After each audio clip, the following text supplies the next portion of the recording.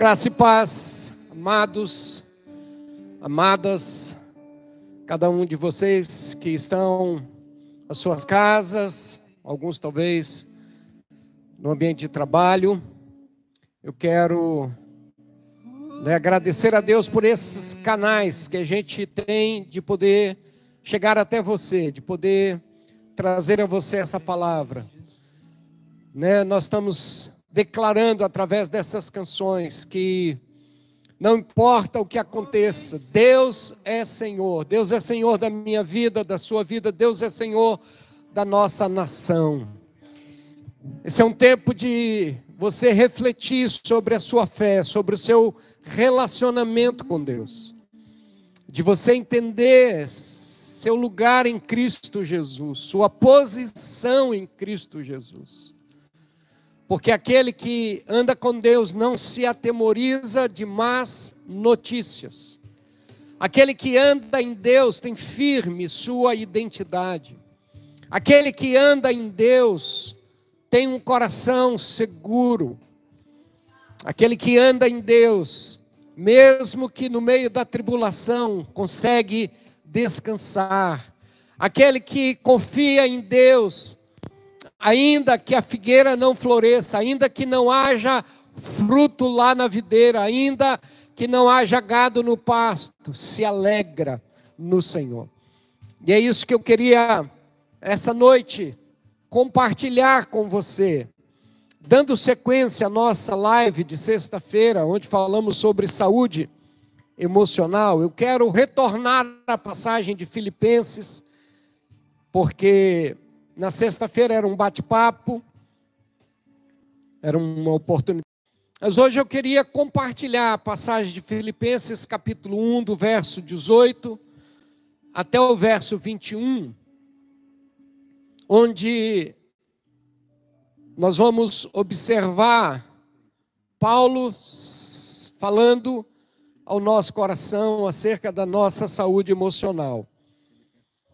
E nesses dias que a gente vive, nesses tempos que a gente está vivendo, é tempo da gente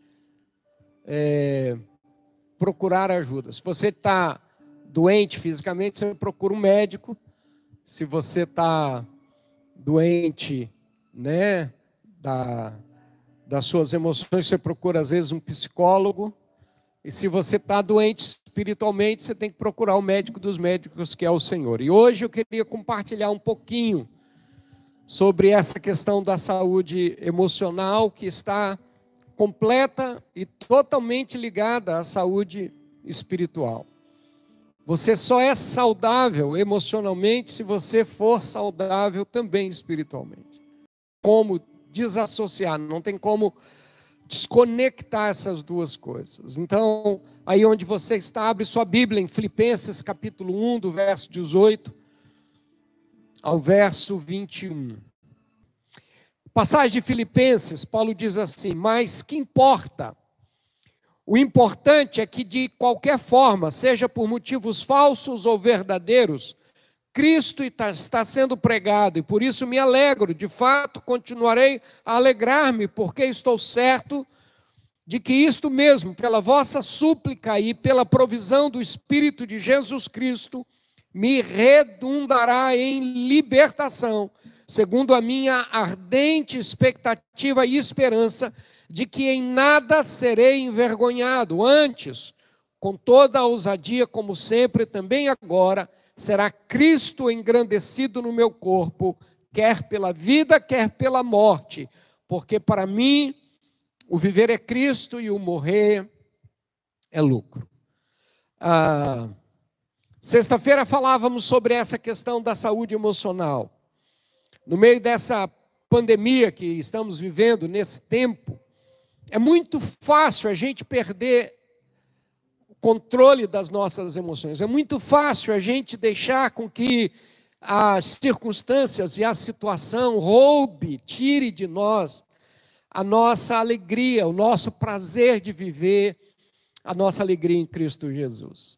Então, olhar para a nossa saúde emocional é muito importante, e eu queria com você compartilhar essa palavra essa noite. Primeiro, eu queria definir o que é saúde emocional. Talvez você se pergunte, né, o que é, pastor, então, saúde emocional? Olhando para algumas definições que eu encontrei, né, eu quero destacar duas. Alguém diz que saúde emocional é quando você se sente bem consigo mesmo e com os outros ao seu redor. Saúde emocional é você se sentir bem com você mesmo e com as pessoas que estão ao seu redor. Isso tem muito a ver com saúde relacional também, né? Então você está bem consigo, mas também está bem com as pessoas. Uma segunda definição que eu encontrei, que saúde emocional é controlar suas emoções e enfrentar desafios, superando as dificuldades da vida. Saúde emocional é controlar suas emoções e enfrentar desafios, superando as dificuldades da vida. Isso também, né, tem a ver com o que a gente está vivendo nesse tempo de enfrentar os desafios, de enfrentar as dificuldades que estamos passando e superar essas dificuldades. Mas eu quero me atrever a dar a minha definição para a saúde emocional, e eu estou dizendo que saúde emocional é estar bem mesmo diante das dificuldades. Saúde emocional é quando você consegue ficar bem, mesmo que ao seu redor tudo esteja ruindo, mesmo que ao seu redor tudo esteja mal, mesmo que ao seu redor nada esteja do jeito que você gostaria, ou nada esteja da forma como você planejou que estivesse. Então, saúde emocional, ela é interna e não externa. Ela tem muito mais a ver com o seu interior do que com o seu exterior. Ela tem muito mais a ver com a maneira como você reage diante da vida do que com as situações da própria vida. Então, essa é a primeira coisa que a gente precisa entender. A segunda coisa que a gente precisa entender é como a gente diagnostica se estamos mal emocionalmente. Como é que eu posso perceber quais são alguns sintomas que podem aparecer, que demonstram, que mostram, que revelam que eu não estou bem emocionalmente. E eu quero, dentre tantos, destacar. Primeiro, a depressão. Você começa a ficar deprimido, achando que a vida acabou, achando que não tem mais jeito. Outra coisa, que muitos entram num estado de sonolência ou de insônia. Né? As duas coisas são antagônicas, mas podem acontecer. Pessoas que ficam dormindo o tempo todo e só querem ficar na cama, outros que não conseguem dormir de jeito nenhum. Isso é um sintoma, é um sinal, né, de que alguma coisa nas suas emoções não estão bem. Outro sintoma ou sinal é o medo. Você fica com medo de enfrentar a vida, medo de enfrentar o amanhã, medo do futuro. E a ansiedade é o outro sinal que eu quero aqui, então, me referir a ele. Então, esses 4 sintomas, depressão, sonolência ou insônia, medo e ansiedade, podem ser sinais que juntos ou separadamente aparecem na vida daquela pessoa que está enfrentando um tempo difícil e que emocionalmente está adoecendo, está deixando de ter saúde emocional. Eu me referi na sexta-feira que essa carta de Paulo aos Filipenses foi escrita durante o período da prisão de Paulo. Paulo estava prisioneiro, estava no calabouço, estava preso. E como prisioneiro, Paulo escreve uma carta cujo tema principal de Filipenses é alegria. Alegria no Senhor. Então, isso parece uma contradição, parece um paradoxo, alguém preso falar de alegria, alguém que está encarcerado falar de uma vida feliz, mas é assim que a vida cristã é e é assim que a gente precisa viver.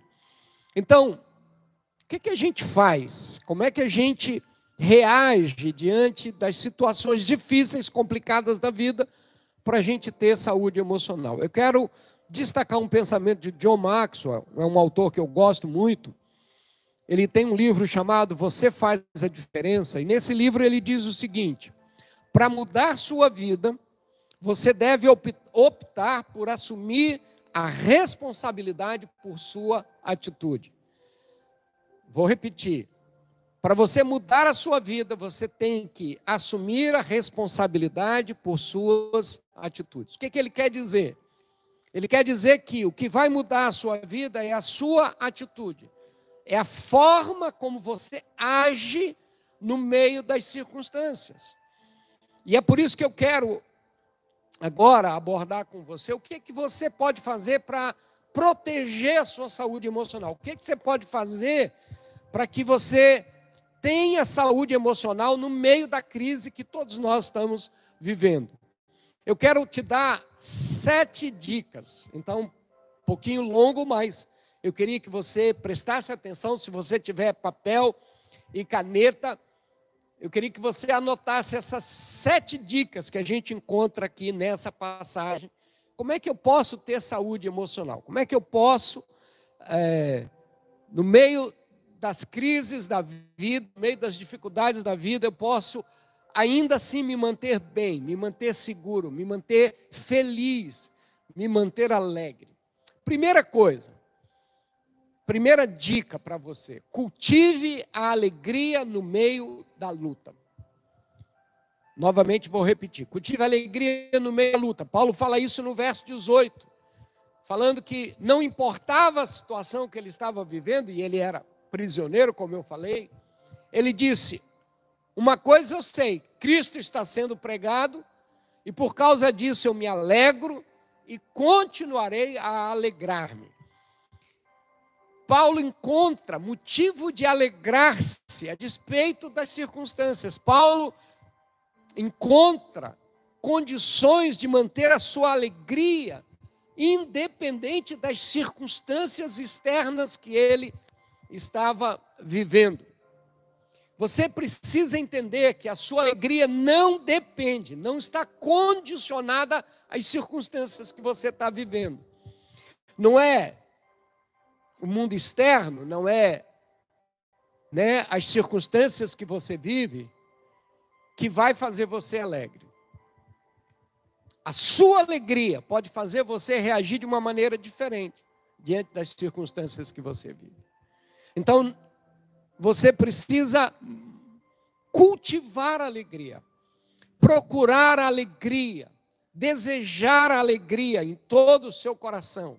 A gente cantou a música baseada em Abacuque, capítulo 3, onde Abacuque fala isso. Mesmo que não tenha nada, mesmo que ao redor o que exista é o caos, todavia eu me alegro no Senhor e exulto no Deus da minha salvação. Então, minha primeira dica a você: mantenha a alegria, porque pessoas saudáveis cultivam a alegria e tristeza da alma. Pessoas não saudáveis dão lugar à tristeza, dão lugar à depressão e por causa disso vão morrendo a cada dia. Então, em nome de Jesus, cultive a alegria. Primeira dica. Segunda dica, para você proteger a sua emoção, para você proteger o seu coração, para você proteger a sua saúde emocional. Aí, no verso 19, Paulo nos dá uma dica muito importante: tenha coragem para se abrir. Verso 19, Paulo diz assim: porque eu estou certo de que isto mesmo, pela vossa súplica e pela provisão do Espírito de Jesus Cristo, me redundará em libertação. Por que eles estavam orando por Paulo? Porque Paulo pediu oração. Por que eles estavam clamando e Paulo esperava que a oração deles fosse respondida? É porque Paulo havia compartilhado. Paulo revela a sua fraqueza, Paulo mostra a sua fraqueza, a sua necessidade de outras pessoas estarem orando, e ele compartilha essa necessidade com a igreja, ele compartilha essa necessidade com outras pessoas que poderiam, por causa disso, orar por ele. Eu quero dizer para você que talvez passa por lutas e problemas e fica guardando tudo para você. Vença o orgulho, vença o medo de se abrir. É hora de você abrir o coração e talvez ligar para alguém e dizer, olha, ora por mim, né? Clame por mim, estou passando por isso. A gente precisa ter amigos que possam estar conosco na hora das dores. As nossas doenças emocionais nos levam ao isolamento, mas a nossa saúde emocional nos aproxima das pessoas e nos faz orar com elas, chorar com elas, estar junto delas. Paulo disse isso. Chorem com os que choram, alegrem-se com os que se alegram. A gente precisa partilhar a vida. E gente saudável não é gente que não tem problema. Gente saudável é gente que busca ajuda.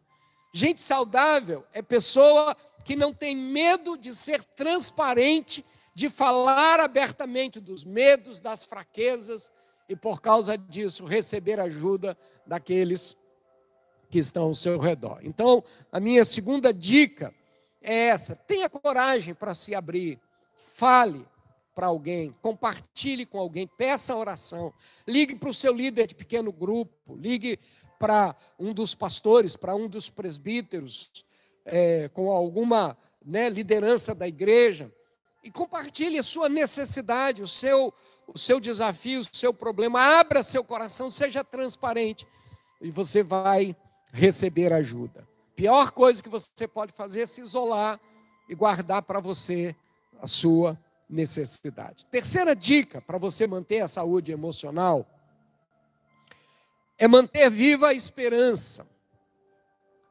Mantenha a sua esperança viva, florescente, avivada.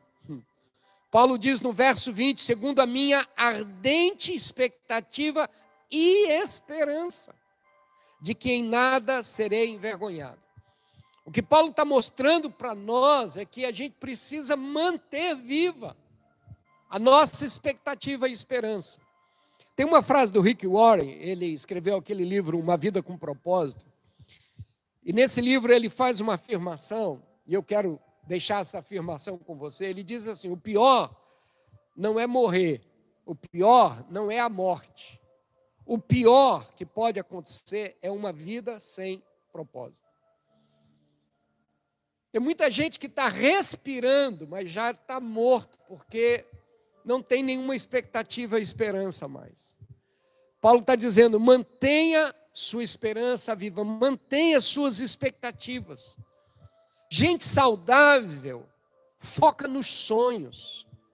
Gente saudável verbaliza seus sonhos. Gente saudável confia que Deus vai trazer resposta mesmo quando passa pela luta e pela batalha. Não deixe a sua esperança morrer, né? Paola falou agorinha mesmo de uma frase que a gente diz, né? Esperança é a última que morre. E ela falou muito bem, é que para o cristão a esperança nunca morre, porque a nossa esperança está em Deus. Então deixa eu dizer para você que gente saudável, ele vai focar nas soluções, enquanto gente não saudável foca nos problemas. Como é que você tem vivido nesses dias? Você está olhando só para os problemas, você está com a expectativa e a esperança viva de que a resposta, a solução de Deus virá. Quarta dica, por causa do nosso tempo: coloque sua confiança em Deus. Verso 20, Paulo diz: segundo a minha expectativa e esperança de que em nada serei envergonhado. Quando Paulo usa essa expressão, em nada serei envergonhado, ele está afirmando a total confiança que ele tinha no agir de Deus, no projeto de Deus para a vida dele. Ele sabia que ele estava prisioneiro, mas Deus estava livre. Ele sabia que talvez ele não podia fazer nada, mas Deus podia fazer. E ele coloca a sua esperança, a sua confiança em Deus. Eu falei e vou repetir: se você tem saúde espiritual, você vai ter saúde emocional. Mas o contrário também é verdade. Se você está doente, enfermo espiritualmente, você também ficará enfermo emocionalmente. É a sua confiança em Deus, é a sua entrega total nas mãos de Deus que faz de você alguém firme, no meio das lutas. O salmista, no Salmo 37, no verso 5, ele diz assim: entrega o teu caminho ao Senhor, confia nele, e o mais ele fará. Então, para você ter saúde emocional, você precisa colocar a sua confiança em Deus.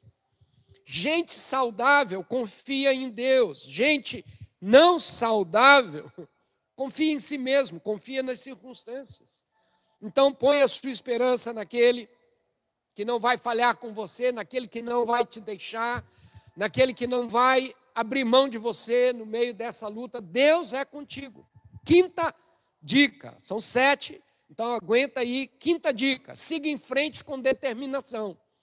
No verso 20, Paulo diz: segundo a minha ardente expectativa e esperança, de que em nada serei envergonhado, antes, com toda ousadia, como sempre, também agora, será Cristo engrandecido no meu corpo.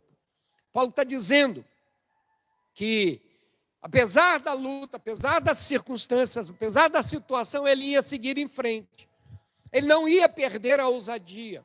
Ele não ia perder a intrepidez, ele não ia ficar acovardado, ele não ia enfiar o rabinho no meio das pernas e ficar com medo da vida, ele não ia deixar aquela situação paralisá-lo.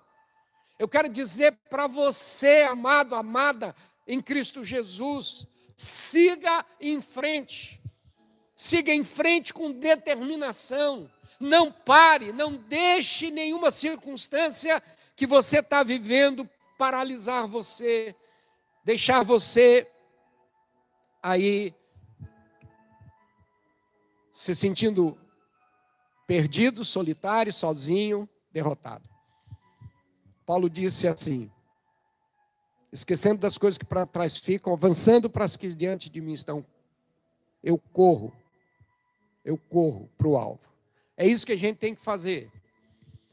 Corre com perseverança. Hebreus capítulo 12, versículo 1 também, ele diz: desembaraça de tudo, querido, e corre com perseverança a carreira que está proposta a você. Sexta dica: busque a glória de Deus. No verso 20 ainda, Paulo termina esse versículo dizendo: agora será Cristo engrandecido no meu corpo, quer pela vida, quer pela morte. Paulo vivia para a glória de Deus. O grande problema da nossa doença emocional é que a gente vive para nós mesmos, Eliseu. Nós nos autocolocamos no centro e tiramos Deus do centro da nossa vida. Tudo gira em torno do que eu quero, tudo gira em torno do que eu penso. Se as coisas não saem do jeito que eu queria, do jeito que eu planejei, aí eu fico aborrecido, fico entristecido, magoado, chateado com Deus, chateado com as pessoas. Eu quero dizer para você, querido, que a minha vida e a sua vida tem que ser vivida para a glória de Deus. Paulo tinha plena convicção de que Cristo seria engrandecido por meio da sua vida. E próprio Paulo afirma assim: quer comais, quer bebais, ou façais qualquer outra coisa, fazei tudo para a glória de Deus. Tudo você tem que viver para a glória de Deus. Então, pessoas saudáveis, elas praticam a gratidão porque sabem a quem estão engrandecendo. Pessoas doentes praticam a murmuração porque elas estão voltadas para si mesmas. Elas são egoístas e pensam apenas na sua própria necessidade. Sétima e última dica, e eu vou terminar com ela: esteja preparado para viver ou para morrer. Eu vou chegar bem pertinho aqui para dizer isso, olhando nos seus olhos. Você está preparado para viver ou para morrer? Paulo termina o verso 20 e fala no verso 21 que eles engrandeceriam o Senhor, morrendo ou vivendo. E aí ele diz no verso 21, porque para mim o viver é Cristo e o morrer é lucro. Você está preparado para morrer? Ai, pastor, que é isso? Bate na madeira. Conheço tanta gente que tem medo da morte. Tanta gente que tem medo de morrer. Deixa eu te dizer uma coisa, se você tem medo de morrer, significa que você não tem tido uma experiência com Deus. Se você não tem convicção da vida eterna, você é ainda uma pessoa infeliz. Paulo diz isso lá em Coríntios. Ele diz, se a nossa esperança está ligada apenas a esta vida, se a sua esperança está apenas nesse mundo, você é o mais infeliz de todos os homens. A minha convicção e a minha esperança está na eternidade. Eu estou pronto para viver e pronto para morrer. E se você está aí morrendo de medo do coronavírus, e precisa ter cuidado sim, não estou dizendo que você não tem que ter cuidado. Não estou dizendo que você não tem que usar, todos, nós estamos aqui no culto, mas todos nós estamos usando máscara, só tiramos para poder falar. Então, a gente está usando porque a gente sabe que a gente precisa se cuidar. Mas você tem que estar pronto para viver e pronto para morrer. Sua vida aqui na terra vai passar. Sua vida aqui na terra, ela é temporária. Você precisa preparar-se para isso. A palavra de Deus, através do profeta, é: prepara-te para encontrares com teu Deus. Você precisa estar pronto, querido. Por isso, a gente não tem que temer a vida ou a morte. Paulo mostra isso. Ele estava pronto para viver e pronto para morrer. Então, essa foi a 7ª e última dica. Eu espero que você tenha anotado cada uma delas. Se você quiser essa mensagem por escrito, me manda um pedido pelo WhatsApp, eu te mandarei essa mensagem para você depois revisar, rever e poder, quem sabe, compartilhar com outras pessoas que estão passando por essa situação, que estão emocionalmente enfermas, doentes, pessoas que estão abatidas e tristes no meio dessa circunstância. Então eu queria, nessa hora, orar por você, onde você está. Põe a mão sobre o seu peito, põe a mão sobre o seu coração. Paizinho, bendito em nome de Jesus, a minha oração é que o Senhor possa estar derramando a tua bênção sobre a vida de cada pessoa. Meu Pai, de um modo especial, entra na vida daquelas pessoas que estão emocionalmente abaladas, abatidas, deprimidas, desanimadas, entristecidas. E muitas delas talvez até com razão, porque perderam um emprego, porque perderam um parente, porque trabalham num ambiente de perigo, de risco. Quantas pessoas, Senhor, vivendo momentos assim. Nós oramos pela Elisandra, que foi contaminada no ambiente hospitalar onde ela trabalha. E eu sei que tem muitos dos nossos irmãos que trabalham em hospitais, muitos que trabalham como policiais, que estão tendo que trabalhar, muita gente que trabalha em padarias, em supermercados, que estão tendo contato com pessoas, não podem ficar em casa. E por causa disso, Senhor, estão abaladas emocionalmente, estão fragilizadas emocionalmente. Eu quero orar por elas agora, em nome de Jesus, que a graça do Senhor, que a boa mão do Senhor as ensine a viver nesse tempo, diante do Senhor, vivendo para Ti, para a Tua glória, Pai. Eu oro por cada um deles, em nome de Jesus, que a Tua mão de poder e graça alcance cada vida, Senhor, nessa hora. Essa é a minha oração no nome de Jesus. Amém.